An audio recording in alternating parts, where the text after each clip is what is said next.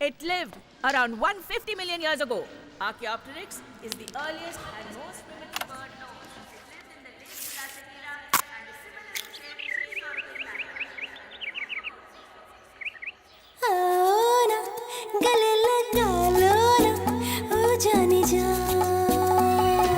देखो सीने में कैसे हलचल मची है ओ साजना पर पापा देखो सीने में कैसे हलचल मची है। माना कि लाइफ बहुत बिजी है, पर कभी कभी ब्रेक लो, किटकैट खाओ, क्या पता अगला पल तुम्हारे लिए क्या ले आए। किटकैट ब्रेक बनता है।